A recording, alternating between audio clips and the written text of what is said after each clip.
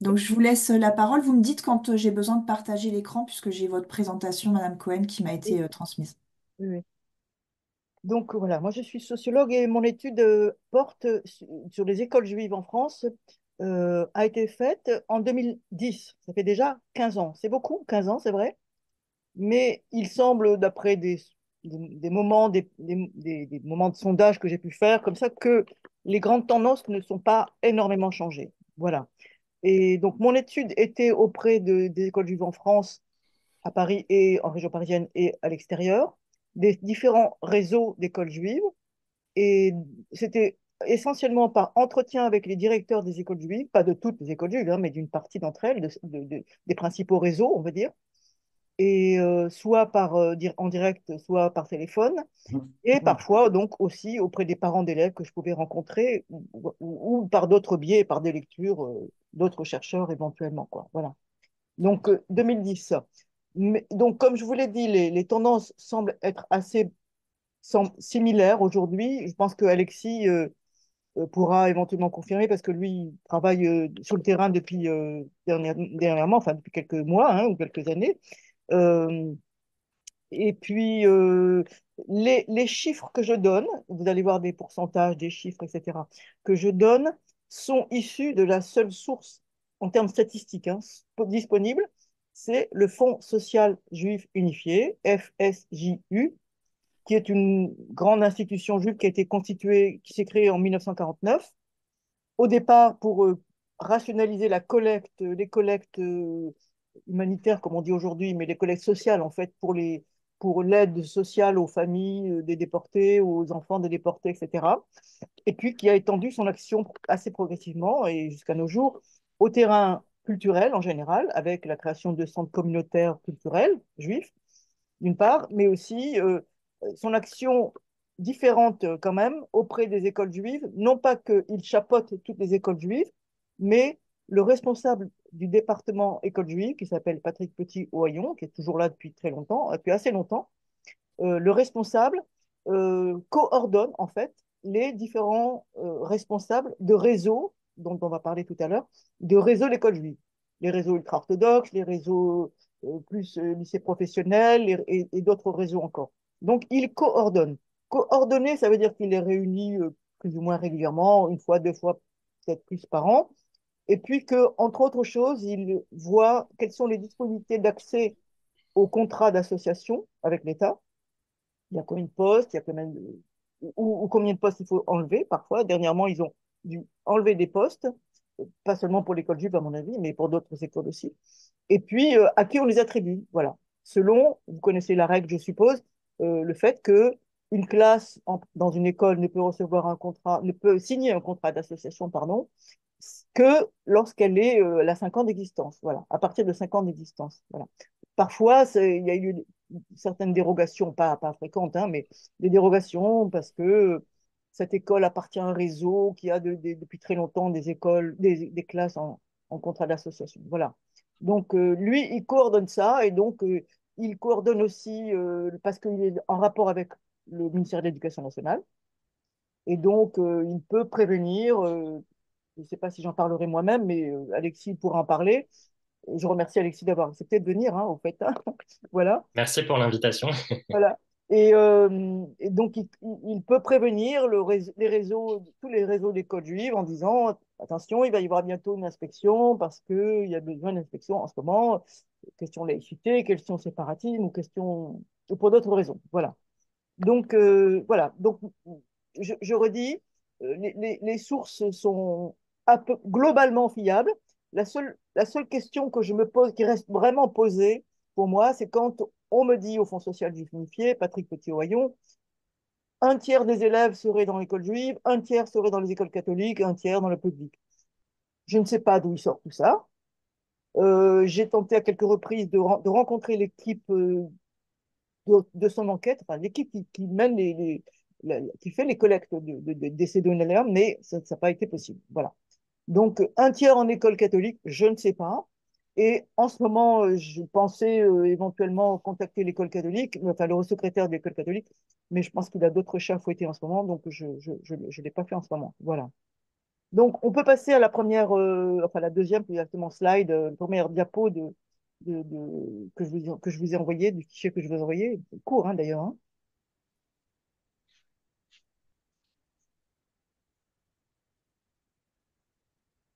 Non. La première, vous avez mon mail. Si jamais vous avez des questions complémentaires à poser, vous pouvez m'écrire, martincohen51@gmail.com. Et dans la deuxième, et voilà, dans la deuxième, c'est la typologie que j'ai pu établir à partir de mes enquêtes, de mes interrogations vers les directeurs d'écoles juives et les parents et les élèves éventuellement. Voilà. Donc, Est-ce que dans vous cette voyez bien le PowerPoint, tout le monde? Tout le monde voit bien On la voit slide, c'est le bon? PowerPoint côté présentateur, en fait, et pas Ah, ok, côté c'est bien ce que je pensais, spectateur. c'est parce Oui. que vu que j'ai un double faut la écran, faire un peu grande, Oui. c'est vrai, oui. donc je vais le mettre en... Hop. Est-ce que là, c'est bon? Là, c'est bien, oui. Ok. Très bien, oui. Bon, voilà. Alors, donc, dans cette typologie, j'ai classé entre l'ultra-orthodoxie, c'est facile à comprendre, l'orthodoxie et le judaïsme culturel. Voilà les trois pôles de cette typologie.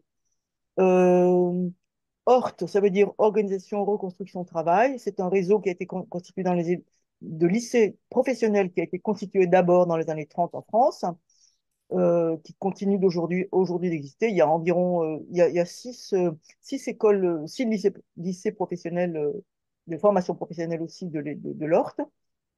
AIU, ça veut dire Alliance Israélite Universelle. Donc, c'est un réseau d'écoles. Il y a beaucoup moins d'écoles de ce réseau-là, hein, mais ce sont des grandes écoles et assez cotées, assez prisées, je dirais. Ce sont des écoles qui ont été créées d'abord dans tout le bassin méditerranéen, l'Afrique du Nord, la Turquie et même jusque dans la Palestine mandataire, pour, depuis 1860, la première école 1863 à Tétouan au Maroc, pour apporter aux jeunes juifs, souvent assez pauvres, de familles assez pauvres, pour apporter aux jeunes juifs une formation en langue française, de culture française, de langue française, et formation éventuellement professionnalisante, un minimum professionnalisante, voilà, des métiers aux métiers utiles, voilà. Mais avec l'enseignement général, pardon, mathématiques, lettres, littérature, etc. En plus, enfin pas en plus, mais principalement, et l'enseignement juif étant une sorte d'enseignement, on peut dire catéchisme, bon, c'est un grand mot comme ça, c'est voilà, un enseignement religieux, voilà, un enseignement religieux et de morale d'ailleurs, voilà, dans les écoles de l'Alliance. Donc, son réseau s'étendait dans tout le bassin méditerranéen, sauf l'Algérie, puisqu'il y avait des écoles, l'école publique en Algérie était ouverte aux Juifs aussi. Et après, ces écoles ont été fermées, il en reste une ou deux au Maroc, pas du tout en Tunisie, mais il y a pas de jeunes juifs en Tunisie. Ou s'il y en a, ils vont faire leurs études ailleurs. Et puis, encore en Turquie, je ne sais même pas s'il reste encore des écoles. Bon, mais après, le réseau de l'Alliance israélite universelle, l'AIU, a dû se reconvertir, vraiment au sens très fort du terme, hein, en France, puisque alors qu'il était question de franciser les petits juifs qui allaient à l'école dans ces écoles, dans ce bassin méditerranéen, là, en France, ça a dû répondre à une demande de préservation d'un cadre juif plus ou moins pratiquant, enfin pratiquant, mais un cadre juif traditionnel pour des élèves de familles traditionnalistes, traditionnelles. Donc, il s'agissait donc non pas de franciser des jeunes juifs, mais de préserver une identité juive pour des jeunes juifs en France. Voilà. Ce qui était un peu l'Alliance, quand elle a commencé à créer ses écoles, sa première école, c'était en 1963 à Paris, et après, elle a dû ouvrir d'autres écoles. Elle s'est posé la question, est-ce que sa mission est d'ouvrir des écoles pour des juifs, alors que sa mission historique, c'était franciser des juifs à l'extérieur de la France. Donc, elle s'est posé cette question, mais elle l'a fait finalement. Alors après, FNEJA, ça veut dire Fédération nationale des écoles juives. Euh, je ne sais plus ce que ça veut dire A, mais non, des écoles juives sur le territoire français. Ce sont des écoles qui étaient préalablement affiliées au consistoire depuis le 19e siècle jusqu'à nos jours, comme l'école Lucien de Hirsch dans le Paris 19e arrondissement, comme l'école Yavne dans le 13e arrondissement, d'autres écoles aussi du côté de Strasbourg, des écoles qui étaient soit des lycées, soit des écoles élémentaires, et qui, après, sont passées sous le chapeau de cette fédération proposée par le Fonds social juif unifié, FSJU, une fédération de ces écoles. Une fédération lâche, hein, donc les écoles sont d'une certaine manière autonomes, mais quand même sous la fédération du Fonds social juif unifié. Donc ça, c'est un réseau d'écoles qui se sont beaucoup agrandies depuis les années 80-90. Par exemple, le lycée Yavne de Paris 13e est devenu un réseau entier d'écoles élémentaires et secondaires. L'école élémentaire de Lucien de Hirsch est devenue élémentaire plus lycée, et même parfois avec des écoles des niveaux post-bac, des préparatoires, quelque chose comme ça, post-bac en tout cas, et donc qui sont beaucoup agrandis. Donc il y a facilement 2000 élèves dans plusieurs de ces grandes écoles-là. Voilà. Donc ça, c'est le Fonds social qui fédère ce réseau-là en particulier. Et du côté de l'ultra-orthodoxie, après, je vais rentrer dans le détail des critères de différenciation, hein. L'ultra-orthodoxie, il y a un réseau qui sont souvent soit des indépendants, soit Haredi, mais ils sont liés à des autorités religieuses particulières, hein. Et les Lubavitch et les Otsar Torah, que j'ai mis entre les deux, orthodoxie et ultra-orthodoxie, parce que ce sont des réseaux, comme on pourrait dire aujourd'hui, mainstream, voilà, qui se veulent mainstream en tout cas, mais qui de fait sont plutôt proches de l'ultra-orthodoxie dans leurs exigences de pratique vis-à-vis des enfants, mais qui acceptent des enfants venant de familles traditionnelles, traditionnalistes, pour mieux assurer leur mission un peu de prosélytisme intra-juif, évidemment. Voilà.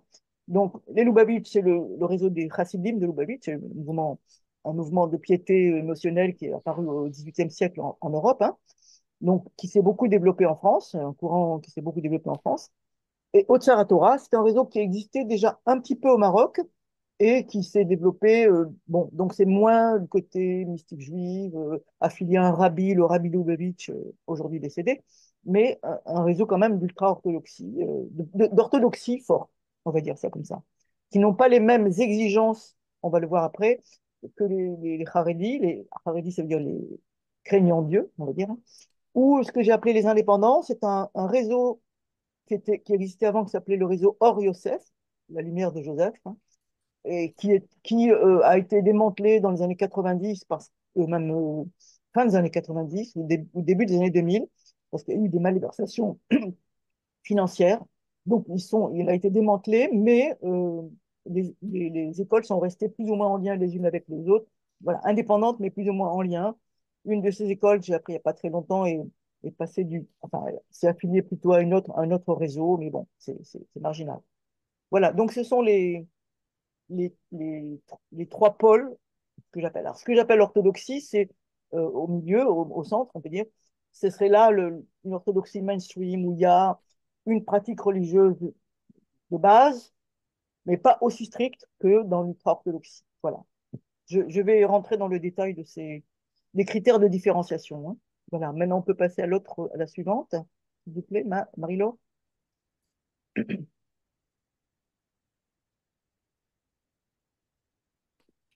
Donc, voilà. J'ai en gros établi trois critères principaux de différenciation entre tous ces réseaux. L'un, c'est quelle est la part de l'enseignement juif proprement religieux qu'on appelle dans les réseaux, qu'on appelle Kodesh la plupart du temps. Kodesh, ça veut dire l'enseignement religieux, quoi. Et l'enseignement général. Quelle est la part d'enseignement juif et l'enseignement général? Ensuite, quels sont les contenus même de l'enseignement juif? Et ensuite, quel est le degré de pratique qui est exigé dans l'école et parfois exigé dans la famille même? Voilà.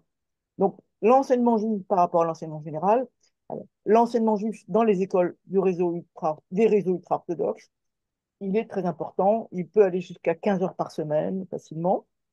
Voilà, en gros, c'est ça. Ça peut aller jusque-là. Alors que dans les autres réseaux, ça peut être 4 heures, 6 heures maximum, enfin 6 heures plus ou moins. Voilà. Ça, c'est la part d'enseignement juif par rapport à l'enseignement général. Ensuite, quel contenu de l'enseignement juif? Alors, quand je dis Kodesh, ça veut dire donc c'est l'enseignement saintes, ben, sacrées, quoi, de enseignement religieux, quoi.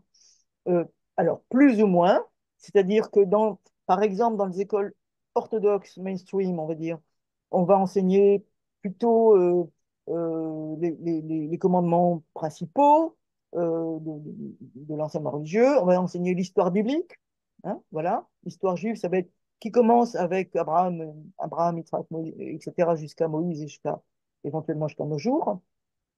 Et alors que dans les réseaux de l'ultra-orthodoxie, on va insister sur la différenciation entre l'enseignement qu'on donne aux filles et l'enseignement qu'on donne aux garçons.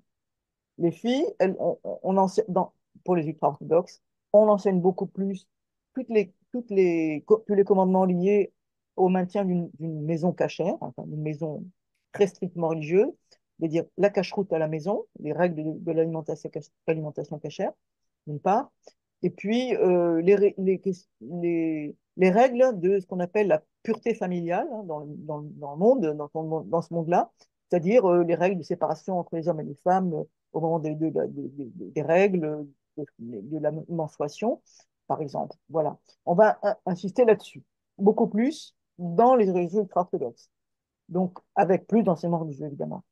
Dans les réseaux mainstream, maintenant, dans l'enseignement juif, en général, le Kodesh, qu'on appelle Kodesh, il y a des enseignements sur les textes aussi, beaucoup moins nombreux donc que dans l'ultra-orthodoxie, mais la plupart du temps, c'est enseignement conjoint garçon-fille, mais il y a eu, au moment où je faisais l'étude, l'enquête de terrain, et Alexis m'a confirmé un petit peu ça plus récemment, il y a des demandes on en veut plus, on veut plus d'études des textes, hein, parce que l'étude des textes en tant que telle est un commandement religieux, et c'est devenu un peu autant que la pratique, oui, autant que la pratique de certaines pratiques de cache-route, quoi. Pas seulement de cache-route d'ailleurs. C'est devenu un commandement noble, si on peut dire, hein. Voilà, il faut le le savoir religieux, la connaissance des textes est devenu en tant que tel un, un critère important marquant l'identité juive, marquant l'appartenance juive, voilà, et marquant le sérieux de l'appartenance juive. Voilà. Donc, il y a eu dans ces écoles, non, y compris l'Alliance israélite universelle, plus de demandes d'études de texte, et parfois, pas toujours, mais parfois, demande que dans cette étude de texte, eh ben, on sépare les garçons et les filles. Peut-être on met les garçons d'un côté et les filles de l'autre. Voilà. Qu'on sépare les deux. Voilà. Après, histoire juive, ça concerne essentiellement euh, l'Ort, les écoles de l'Ort, enfin les lycées professionnels de l'Ort, donc, hein. Il y a six lycées professionnels de l'Ort, comme je vous ai dit. Il y en a deux en région parisienne, si je me rappelle bien, un en région toulousaine, un à Marseille et un en région lyonnaise, à Villeurbanne, si je me rappelle bien. Et donc, l'histoire juive, c'est pourquoi, attends, je vais revenir là-dessus, mais en fait, à l'Ort, ils ont changé depuis pas mal d'années déjà. C'est pas seulement l'histoire juive qu'ils enseignent, c'est l'histoire des religions. Parce qu'il y a beaucoup de non-juifs. J'ai oublié de dire autre chose. Il y a pas mal de non-juifs, selon les régions où ils habitent, hein, où le lycée existe, hein. Il y a des non-juifs dans ces écoles-là, ce qui n'est pas le cas ailleurs, dans les autres écoles.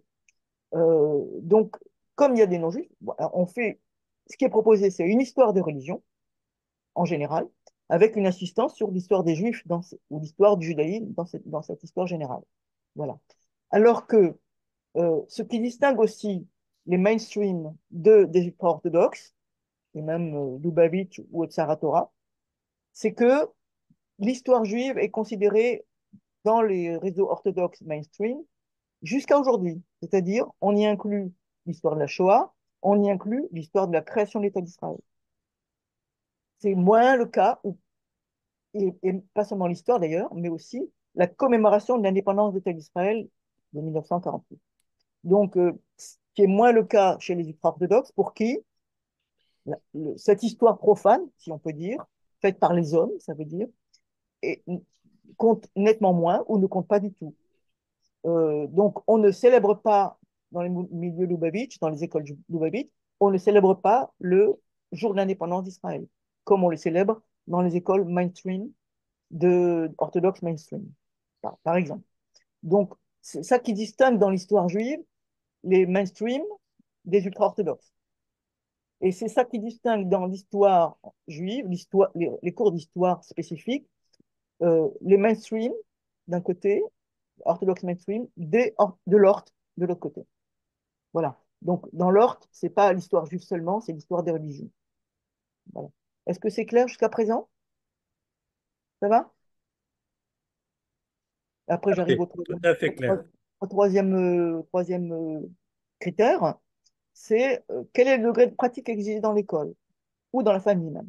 Alors, ça tient surtout à la question de la tenue vestimentaire et à la séparation des garçons et des filles. La tenue vestimentaire, c'est-à-dire, par exemple, dans les milieux ultra-orthodoxes, la tenue, pour les filles notamment, est très stricte. Ça veut dire des robes ou des jupes longues, pas du tout de pantalon pour les filles, c'est interdit pour les filles, parce que les filles et les garçons ne doivent pas s'habiller de la même manière, d'une manière générale. Donc, des jupes ou des robes longues au-dessous du genou, des bas, même, même pour les petites filles, hein, d'ailleurs, pour ne pas montrer leurs jambes. Voilà. Des manches soit plus ou moins longues, mais longues plutôt, en général, du côté du orthodoxie. Voilà. Donc, c'est ce qu'on appelle la modestie, pas seulement pour les femmes, mais aussi pour les petites filles. Donc, et pour les garçons, c'est le port du petit talit, c'est-à-dire cette chemise qui entoure la chemise, avec les franges qui dépassent, quoi. Voilà. Que l'on voit quand on voit des fois des ultra-orthodoxes dans la rue. Voilà. Mais les petits garçons portent ça aussi. Voilà.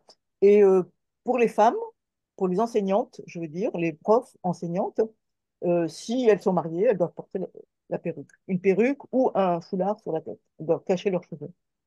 Voilà.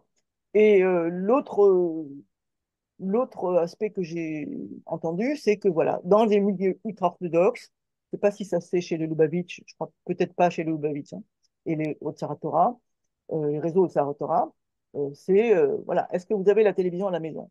Voilà. Si possible, on demande que les parents n'aient pas la télévision à la maison. Voilà. C'est donc le troisième degré, le troisième critère de distinction entre tous ces réseaux qui m'a permis d'établir un peu cette typologie, comme je vous ai dit. Voilà.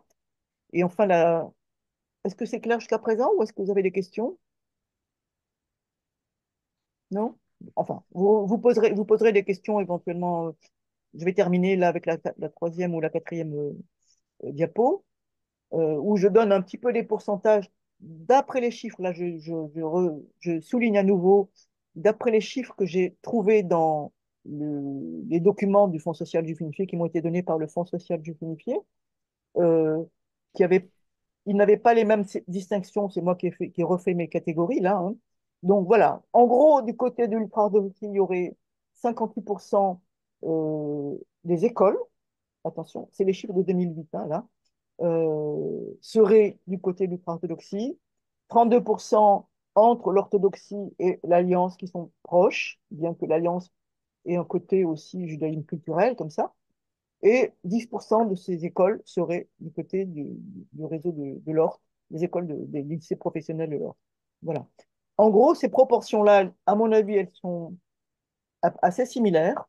Et l'autre tendance similaire dont je parlais tout à l'heure, c'est le fait que l'ultra-orthodoxie garde pour les écoles de l'orthodoxie, des milieux orthodoxes, un, un caractère un peu normatif central, quoi. Voilà, c'est eux qui gardent la bonne norme, si je peux dire. Voilà.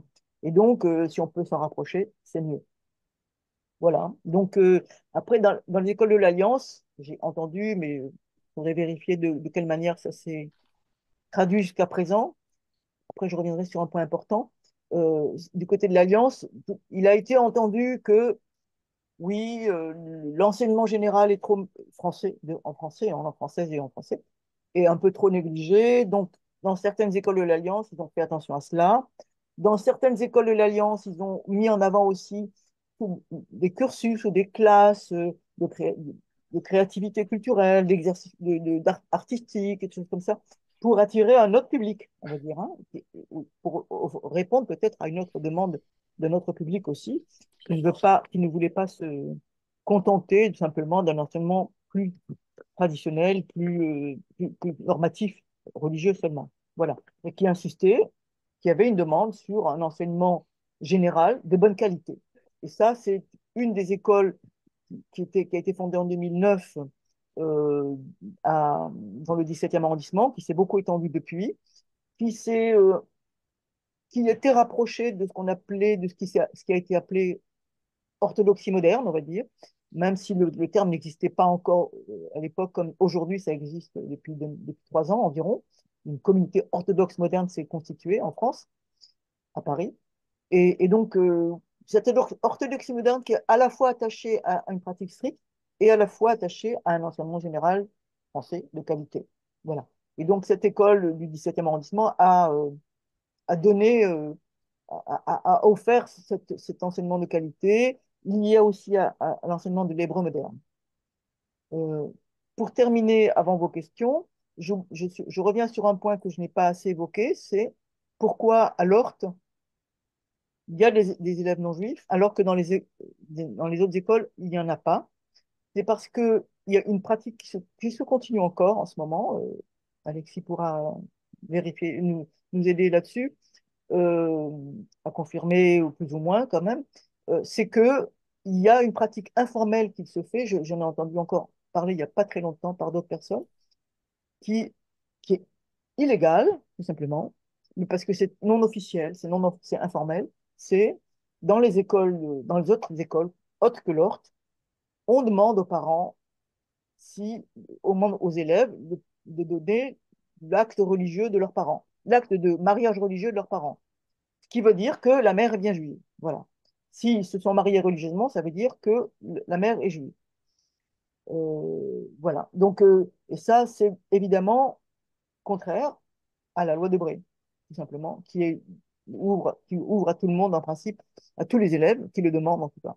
Et bon, quand moi j'ai posé la question, voilà, on me l'a dit formellement et informellement, hein, mais quand j'ai posé la question, mais comment ça se fait? Mais on me disait, mais de toute façon, il y a des listes d'attente extraordinaires dans la plupart des écoles, dans beaucoup d'écoles. Donc, ben voilà, les premières familles qu'on va privilégier, ben, c'est les familles de la liste des enfants juifs. Voilà. Donc, voilà principalement le tableau un peu des écoles juives. Sur la question de le choix ou pas le choix d'écoles publiques, c'est vrai que depuis les années 2010, euh, c'est allé en se renforçant aussi, c'est vrai. L'un des motifs de ce choix, c'est aussi l'antisémitisme, bien sûr, environnant, c'est-à-dire ou les craintes de violence dans l'école publique. C'est l'un des motifs, c'est pas le seul, mais c'est les craintes et les motifs. Et ça se surajoute à une demande de, de transmission identitaire juive plus forte de la part des parents, soit parce que eux-mêmes ne peuvent pas l'assurer eux-mêmes, ils ne sont pas assez pratiquants, ils ne sont pas assez religieux, et qu'ils tiennent que leurs enfants acquièrent ces connaissances religieuses et cette pratique religieuse, soit parce que c'est plus facile pour les parents qui sont même seulement traditionnalistes d'avoir le calendrier scolaire identique au calendrier des fêtes religieuses, même y compris le Shabbat, d'avoir aussi une cantine religieuse, une cantine cachère pour leurs enfants éventuellement. Donc voilà, il y a des motifs identitaires, pas forcément identitaristes forts, mais identitaires forts, identitaires seulement, on va dire, qui se surajoutent à la question de l'antisémitisme. Voilà.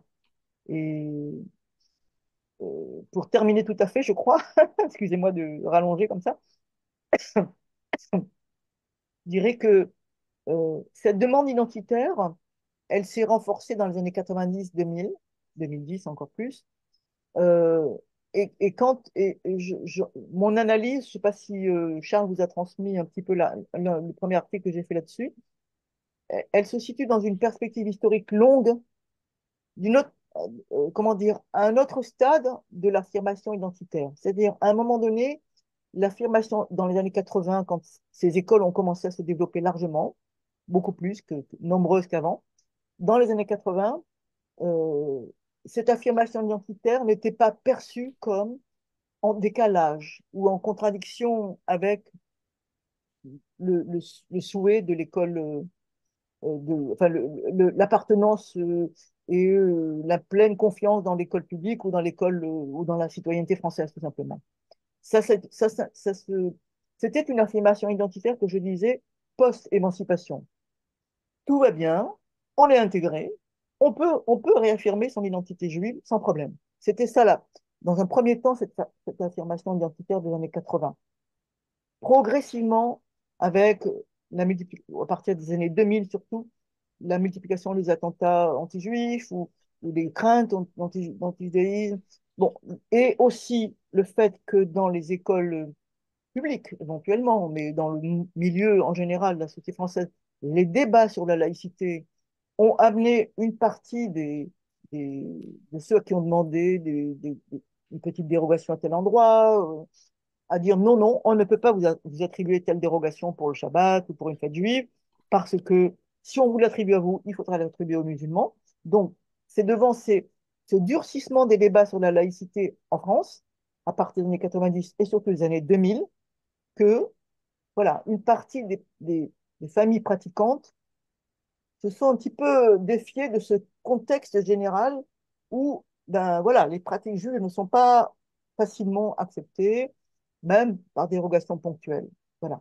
Donc, il y a eu un peu un décalage, un départ, je sais pas, entre la pleine confiance dans l'école de la République, tout simplement, et la demande d'école juive. Ceci dit, une partie de ceux qui doivent, pour des raisons d'antisémitisme notamment, qui souhaitent quitter l'école publique, une partie vont vers des écoles soit confessionnelles non juives, soit non confessionnelles. Ça, là, je n'ai pas d'études sur ce public-là. Mais il faut le savoir. Il ne faut pas l'oublier, je veux dire. Voilà, en gros. Et je suis prête à répondre à vos Merci questions. beaucoup. On passera aux questions après la présentation d'Alexis, si Oui, ça vous va. d'accord. C'est à mon Alors, tour alors, ça y est? Ok, super. Bon, écoutez, merci avant tout en préambule pour effectivement cette invitation et pour cette présentation, ce constat que vient de formuler Martine Cohen. Constat que je partage, effectivement. Alors moi, j'ai fait un travail, on va dire, d'actualisation des constats qu'elle avait déjà formulés en tant que dans son travail de sociologue. Alors, ce qui est important, je vais peut-être effectivement resituer qui je suis, ma démarche. Donc, moi, je ne suis pas sociologue, pas historien, pas spécialiste du judaïsme, pas spécialiste des écoles juives, ni sous contrat, ni hors contrat. Je suis journaliste indépendant et pourquoi est-ce que je me suis intéressé aux écoles privées sous contrat? Parce que je suis donc le premier journaliste qui avait sorti ce papier, enfin le premier papier sur ce qu'on a appelé par la suite l'affaire Stanislas, que vous connaissez tous par cœur. Donc c'était premier papier, ce premier papier a été publié dans l'Express. Par la suite, j'ai poursuivi ce travail-là. Quelques mois après, j'ai fait un podcast pour Brut, un format qui s'appelle Défense de filmer, toujours sur Stanislas, où j'étais revenu dans le cadre de ce travail-là sur les répercussions qui avait eu lieu au sein de l'établissement depuis la publication de mon premier papier dans l'Express. Et donc, dans la continuité de ces travaux-là, un éditeur que vous connaissez toutes et tous, Robert Laffont, m'a sollicité pour effectivement enquêter pendant un an sur les écoles privées sous contrat, religieuses, je précise, hein, puisque les écoles privées sous contrat, donc il y a aussi des écoles laïques, des écoles de langue régionale. Nous, on s'est vraiment concentré sur les écoles religieuses pour une raison très simple. Mais je vous ne l'apprends pas, je pense. 96% des 7500 établissements privés sous contrat sont catholiques. Donc, on a focus, si je peux m'exprimer ainsi, sur les écoles religieuses pour cette raison-là. Et on s'est dit qu'à juste titre, parce qu'on travaille sur le catholique, il faut aussi qu'on travaille sur les écoles juives et musulmanes pour essayer d'appréhender leur fonctionnement et voir leurs similitudes et voir leurs différences et voir aussi, c'est un autre enjeu de mon ouvrage, comment est-ce que l'État se positionne lorsqu'il y a des dérives qui lui sont remontées, si tant est qu'il se positionne, on va peut-être revenir aussi sur la question des contrôles. Mais en tout cas, quand ils se positionnent, est-ce qu'ils interviennent de la même manière face au réseau catholique que face au réseau juif et musulman? Je vous spoile déjà, la réponse est non, mais on y reviendra. Alors, donc pour commencer, donc, je vais essayer de faire en sorte de ne pas être trop redondant avec ce qu'a dit Martine. Je vais peut-être moi donner des exemples du coup un peu plus concrets d'illustration du fait de ce travail de terrain que j'ai mené depuis un an. Donc moi, j'ai interrogé peut-être, alors pour mon enquête au global, environ 150 personnes. Dans le réseau scolaire juif, on est sur un tiers, donc une cinquantaine de personnes, étudiants, enseignants, chefs d'établissement plus rares. J'ai évidemment discuté aussi avec Patrick Petit-Ohaillon, donc le responsable de l'action scolaire au sein du Fonds social juif unifié dont a parlé, elle a expliqué, Martine, ce que c'était. C'est l'équivalent, si vous voulez, dans l'enseignement catholique, du secrétariat général de l'enseignement catholique. Voilà, pour faire un peu vite. Effectivement, alors pour répondre déjà à votre première question, donc moi je suis bien moins organisé, je ne suis pas universitaire, donc je n'ai pas mon petit diapo, donc voilà, j'espère que ça sera quand même clair, compréhensif pour vous. Donc peut-être pour commencer sur les raisons, puisque c'était une des questions, quelle est la motivation des parents, des élèves d'être scolarisés dans ces établissements? Alors moi je vais peut-être commencer effectivement par la question de l'antisémitisme. Euh, je ne hiérarchise pas. Effectivement, je pense qu'il y a tout autant. Les deux raisons principales, c'est celles que Martine a soulevées. Il y a la question de l'antisémitisme et il y a la question de l'adhésion des parents à cette éducation religieuse, le souhait effectivement de transmettre des valeurs à nos enfants, valeurs qui peut-être se perdent dans l'école publique, mais ça, on va y revenir aussi. Mais en tout cas, pourquoi est-ce que je commence par l'antisémitisme? Parce que moi, dans le cadre de mon travail, j'ai dû faire face à ce premier obstacle-là. C'est-à-dire que j'ai eu beaucoup de mal à pénétrer dans ce réseau-là. Et je crois que Martine, ça a été aussi le cas pour son travail.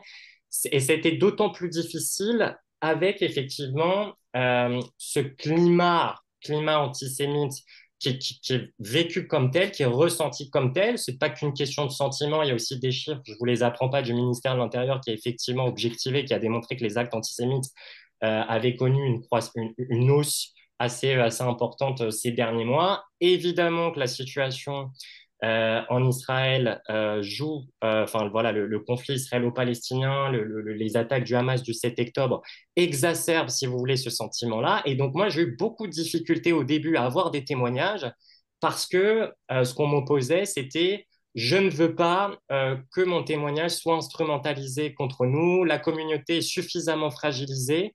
Donc, je préfère effectivement m'abstenir, voilà, ne pas participer à cette étude, à cette enquête, quand bien même elle pourrait m'intéresser. Donc, ça, effectivement, c'est quelque chose qui est beaucoup revenu, l'antisémitisme et le fait de se dire, au moins, dans une école privée, mon identité sera respectée. Voilà.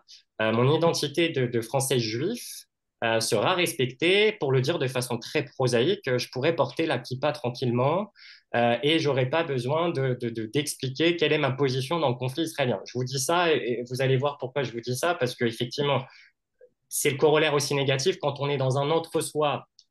J'allais dire juif, c'est peut-être la formulation est peut-être un peu bizarre, mais dans cet entre-soi, effectivement, avec des personnes de la même confession que nous, quand il y a une homogénéité confessionnelle, quand on arrive aux études supérieures et qu'on sort de notre entre-soi, bah, c'est peut-être la première fois, paradoxalement, qu'on se rend compte qu'on est juif parce qu'effectivement, on va nous poser des questions. Pourquoi tu fais Shabbat? Qu'est-ce que tu penses du conflit israélo-palestinien? Et ça, évidemment, ces questions, on ne se les pose pas quand on est entouré de gens qui ont les mêmes valeurs, la même identité religieuse que nous. Donc ça, c'est le premier argument. Deuxième argument, mais qui découle de ce que je viens de développer, effectivement, c'est cette volonté d'avoir un enseignement religieux. Je vais vous citer, parce que je trouve que cette citation, alors bon, mon bouquin est fini, je l'ai rédigé, donc comme je vous l'ai dit tout à l'heure en préambule, c'est l'instant un peu autopromotion. Bon, il sortira en septembre, j'ai pas encore de date, mais en tout cas, voilà, donc il est rédigé, j'ai des citations, j'ai des anecdotes, donc je vous en ai, je vais y arriver, sélectionner quelques-unes qui, je pense, permettront d'appuyer mieux mon propos. Patrick Petit-Ohaillon, donc quand on a échangé ensemble, lui, ce qu'il me disait, je vous le cite, dans l'enseignement juif, le projet éducatif innerve tout. Le rythme, alors ça c'est ce que Martine a dit, le rythme et les vacances scolaires sont alignés sur les fêtes juives, la cantine va être cachère, et c'est cette deuxième partie, je trouve, qui est peut-être plus intéressante. La République en France a laissé ses valeurs se ramollir, manquer de consistance, alors que le judaïsme continue à travailler les siennes qui sont universalisables. Lorsqu'on va apprendre à des élèves la solidarité, à partager ce qu'ils ont, on est dans la culture du don, la philanthropie, qui sont des valeurs juives. Fin de citation.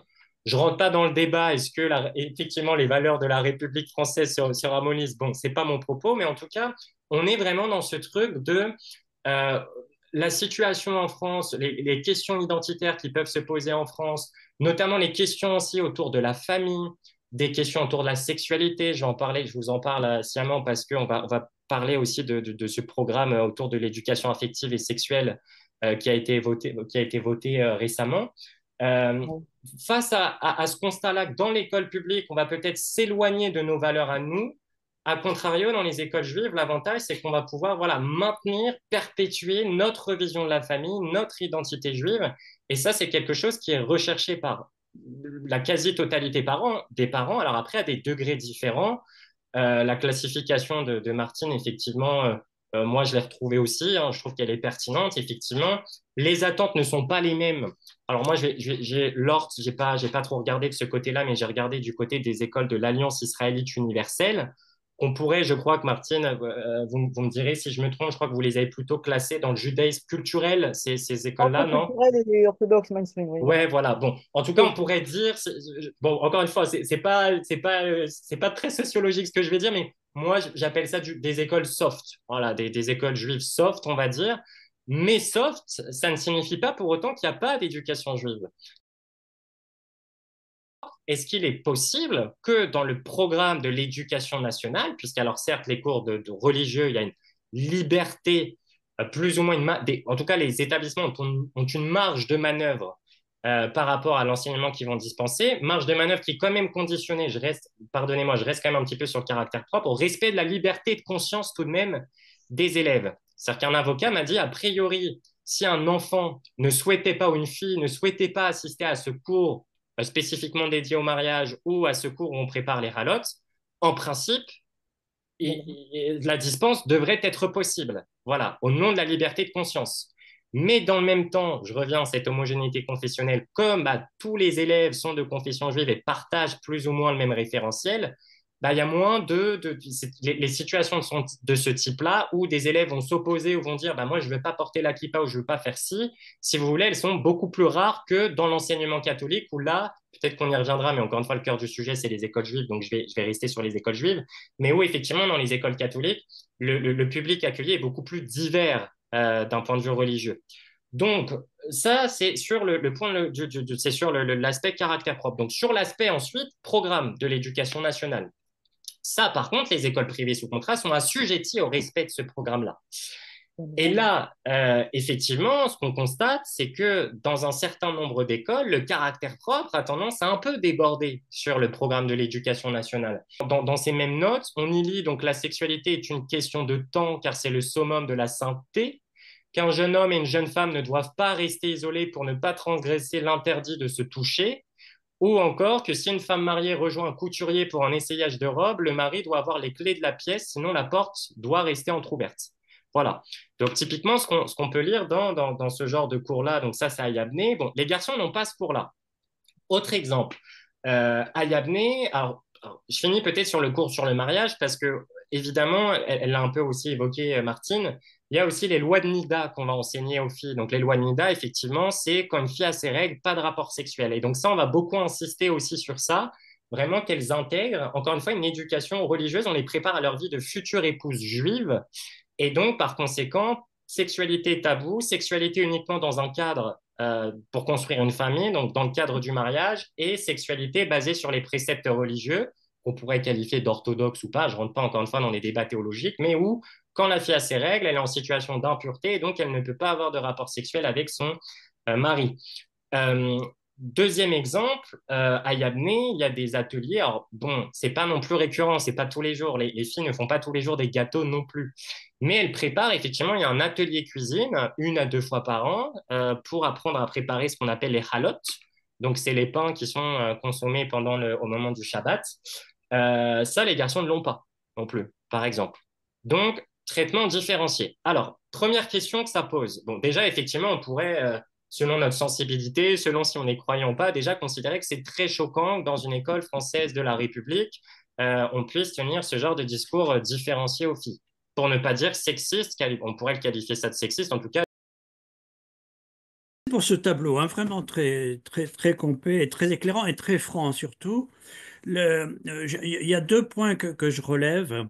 Patrick Petit-Ohaillon, que vous avez souvent mentionné, qui au sein du Fonds social juif unifié coordonne les établissements privés juifs, euh, dans un entretien sur Academ, vous savez, l'Académie numérique en ligne juive sur des thématiques qui est très intéressante d'ailleurs, lui dit que le choix de l'école juive pour les parents, les trois quarts des parents, est un choix en fait de réaffirmation identitaire et que les questions d'antisémitisme qui sont croissantes, hein, bien sûr, amènent surtout une réponse avec des élèves qui partiraient plutôt vers l'enseignement dit catholique, en tout cas privé, autre que juif, ou vers d'autres établissements publics qui seraient moins touchés par ce phénomène d'antisémitisme. Mm. Et puis par ailleurs, sur la question du contrôle, je me souviens d'ailleurs avoir assisté au colloque dans lequel Jean Gazol était Mm. intervenu sur cette question-là, qui était reposée toujours dans les coulisses avant qu'il fasse cette intervention. Pierre Mathiot, qui est intervenu sur les établissements d'enseignement privé musulmans il y a 15 jours, nous dit que si les établissements privés juifs ou catholiques à l'identité affirmée étaient inspectés en suivant les mêmes critères, tout de même assez sévères, qui ont présidé au choix de retirer les conventions, les contrats avec Averroès et Al-Kindi, il y en aurait une bonne partie qui verrait sur leur contrat se terminer. Est-ce que vous êtes d'accord avec ça? Bah oui, possible, hein, bien sûr. Ça me paraît clair, hein. Ça me paraît clair, hein. Mais il y a des tolérances, enfin, oui, des tolérances qui sont faites parce que c'est un trop gros morceau, si je peux dire, surtout les écoles catholiques, évidemment, hein, qui sont les plus nombreuses. C'est un trop gros morceau et c'est très lourd, y compris avec comment on appelle ça, les conséquences qu'on peut avoir sur le plan religieux d'une manière générale, avec tout ce qu'on découvre depuis ces dernières années sur les crimes de pédophilie, etc., dans les écoles et pas seulement dans les écoles, dans les milieux catholiques, quand même, euh, jamais, je ne sais pas si vous avez remarqué, jamais on utilise le mot, tiens, il y a des phénomènes sectaires ou il y a des dérives sectaires. Je ne sais pas si vous avez remarqué ce sujet, ça. Parce que ça mettrait trop en question une religion établie, comme le catholicisme notamment, ou même le judaïsme d'ailleurs aussi, ça mettrait trop en question une religion établie qui a, entre guillemets, fait ses preuves d'intégration, entre guillemets, hein. Et donc, voilà, le terme sectaire pourrait être, secte, on a des dérives sectaires, pourrait être utilisé, mais il ne l'est pas. Et il ne l'est pas parce que c'est vrai qu'on a affaire globalement à une religion catholique qui s'est intégrée, qui accepte le pluralisme, les institutions en général, religieuses catholiques et protestantes sont ouvertes au pluralisme, etc., au dialogue interreligieux, etc. Mais du coup, c'est vrai cela. Donc, c'est pas un petit groupe quelconque qui s'est constitué contre la République. Aujourd'hui, il y a une adhésion a priori à la République, à la laïcité. Et donc, toutes ces, tous ces crimes de pédophilie, notamment, ne sont pas jamais labellisés comme dérives sectaires. Et on pourrait, alors, et les autres choses qui concernent les écoles plus particulièrement, y compris les écoles juives, eh bien, on n'ose pas toucher ça. Parce que c'est vrai que le monde juif français a prouvé, entre guillemets, ou prouvé une longue histoire d'adhésion à la République, d'une manière générale, hein, c'est général, hein, c'est quand même un fait historique. Et du coup, le monde juif, à la distinction du monde catholique, hein, ce retrait, cette défiance, cette crainte de la société globale, etc., c'est des évolutions tout à fait récentes, depuis 20-30 ans, on va dire, et on va pas appeler ça séparatisme. On ne va pas appeler ça séparatisme. On pourrait l'appeler, mais je dirais que quand même, à la différence d'une partie du monde musulman, je ne dis pas tout le monde musulman, bien sûr, hein, mais c'est que cette défiance, ce retrait, ce repli, ne sont pas adossés à quelque chose qui serait de l'attaque contre la République. Une attaque contre la République. On ne va pas attaquer la République. Dans le monde juif, c'est pas ça, là. C'est pas le sujet du tout. C'est une défiance, c'est une crainte, c'est la République ne nous respecte plus, la laïcité était accommodante, elle ne l'est plus, etc. Alors que dans une partie du monde musulman, minoritaire, ok, hein, mais il y a plus qu'une défiance, il y a éventuellement parfois une attaque contre la République. On le voit, hein, tous les attentats terroristes, etc.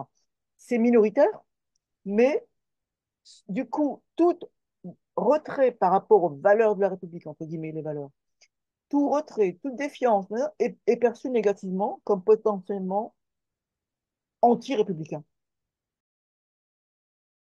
C'est vous dire, si on veut faire une réflexion militante aussi bien, hein, mais militante adossée à une réflexion d'histoire longue, comme je vous ai un peu évoqué, euh, qu'est-ce que ça peut être, après je viens à votre question, hein, qu'est-ce que ça peut être euh, le rapport au monde catholique, au monde juif, au monde protestant éventuellement, et au monde musulman, le deux poids, deux mesures qu'évoquait tout à l'heure Alexis, euh, étant donné cette histoire longue de chacun de ces mondes différents entre monde catholique, monde juif, protestant et monde musulman. Et comment on peut ne pas, on ne devrait pas appliquer deux poids, deux mesures dans la question du contrôle.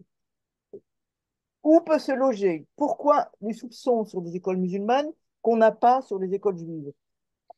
Peut-être qu'on a, ou les écoles catholiques. On n'a pas ce soupçon a priori, mais peut-être qu'on devrait l'avoir. C'est vraiment une question de fond que je n'ai pas la réponse là-dessus. Mais je trouve que ce serait une réflexion militante intéressante à mener, qui serait à adosser d'ailleurs à des enquêtes de terrain, à mon avis, hein, et des échanges avec des directeurs d'école, des parents, voilà, à mon avis. Hein. Donc, dans cette histoire longue, qui n'est pas la même entre le monde musulman, le monde catholique et juif, euh, comment on ne peut ne pas aboutir, comment éviter le deux poids, deux mesures, premièrement. Ensuite, sur la question des valeurs de la République, c'est une question qui heurte, on va dire, enfin, qui croise plutôt la question du caractère propre, qui est Mm. flou, comme l'a dit Alexis tout à l'heure, et depuis le début, hein, c'est flou, euh, qui, à un moment donné, ce flou n'était pas gênant. Mm. Aujourd'hui, le flou devient gênant. Pourquoi il devient gênant? C'est parce que tout simplement, si on peut dire tout simplement, euh, l'État se mêle de contrôler les religions de l'intérieur.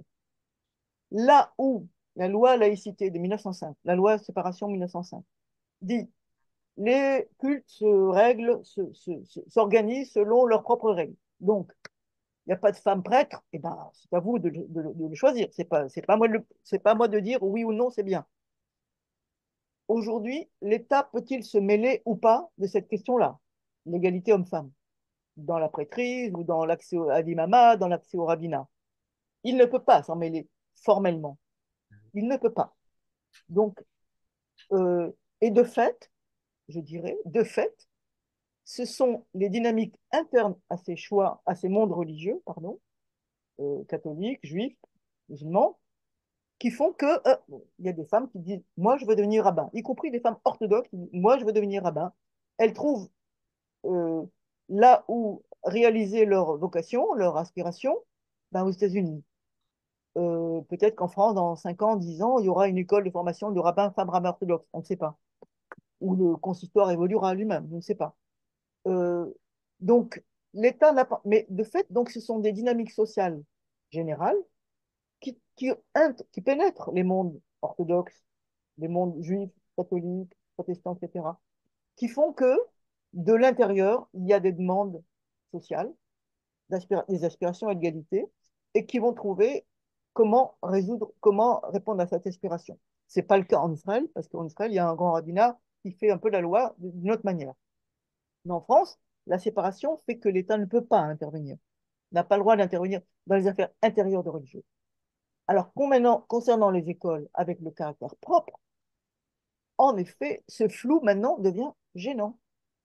Gênant parce que, oui, est-ce que les écoles ont le droit de séparer les garçons et les filles?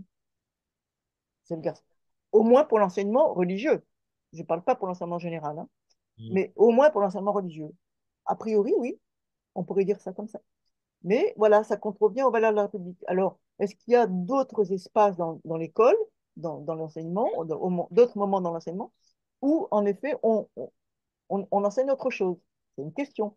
Là aussi, c'est parce qu'il y a des évolutions de la société en général, des évolutions du débat sur la laïcité récemment, plus récemment, euh, qui font que on se demande si l'État doit intervenir ou pas sur la question du contrôle de le caractère propre. Le flou n'était pas gênant quand ça concernait quelques petites minorités, voilà, quelques minorités vraiment minuscules. Bon, ben, ils se débrouillent et ça va évoluer comme ça va évoluer.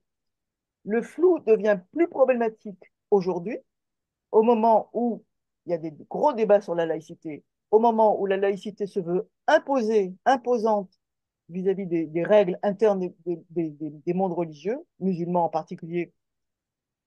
On n'ose pas dire quelque chose sur le monde catholique ou sur le monde juif.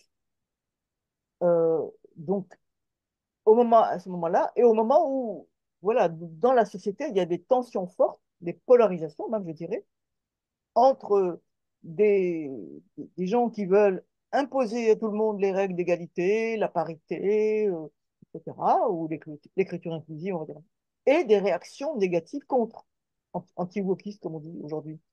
Voilà. Et donc, c'est maintenant enfin maintenant, depuis 10 ans, 15 ans, que le caractère propre devient, par le flou du caractère propre devient problématique.